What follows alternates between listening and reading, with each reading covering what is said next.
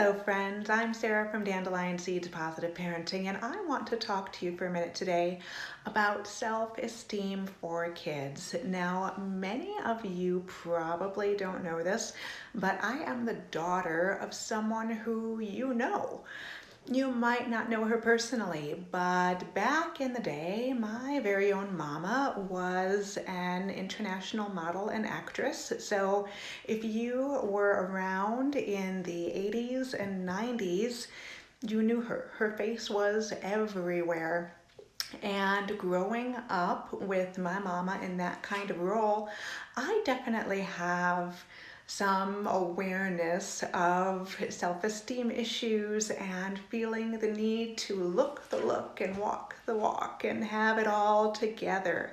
Well, let me tell you some things that I learned from this experience. First of all, credit to my mama. She always filled my emotional bucket so full that I grew up feeling very loved and not like my self-worth was dependent upon anything related to how I looked. In fact, she always told me I was beautiful. She always said great things to help me feel good about myself, even though I was literally surrounded by the most beautiful and successful people in the entertainment industry.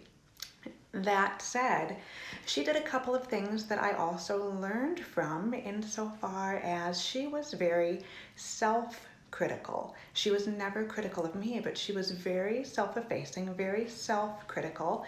For example, she never liked her own nose, even though the rest of the world thought her nose was pretty great. That much was clear, but she never liked her own nose. So I grew up self-conscious about my nose. I didn't even inherit her nose. I got somebody else's nose in the family. But I grew up thinking my nose wasn't good enough just because she was always so self-critical about herself in that way. So when it came time for me to have a child, I was poignantly aware of how my words about myself impact my daughter and her beliefs about herself. So number one, I know and can attest to the importance of being kind to myself and you being kind to yourself in front of our children, because even if we are nothing but wonderful and building up and encouraging to them, they can internalize the comments that we make about ourselves as if they are true for themselves as well.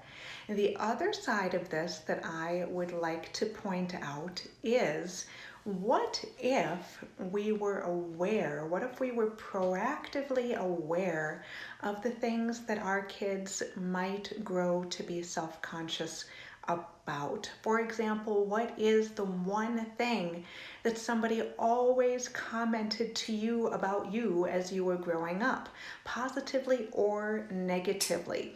I can tell you that for my own daughter, she's really tall. She's always been tall. I am average height. I am just run-of-the-mill regular woman height in my culture anyway. But she is very, very tall for her age. She's 7 years old. She's already up to my shoulder, and she is certainly at the top end of her percentile and always has been. So we talk about her height. I know plenty of tall girls who have been self-conscious about their height, but for no particular good reason other than they're just tall. Not that it's not a good reason. Everybody has their own reasons. But with her, I am very intentional around framing her height as a good and positive thing for her. She knows she's tall. Everybody tells her she's tall. It is clear when she's with her friends that she is almost always the tallest in the group. So we talk about the benefits of being tall, how she can reach stuff, how she can do things that other kids can't do. She can reach up and get her own chocolate off the counter if she wants to, or off the cabinet if she wants to. There are all sorts of benefits to being tall for her.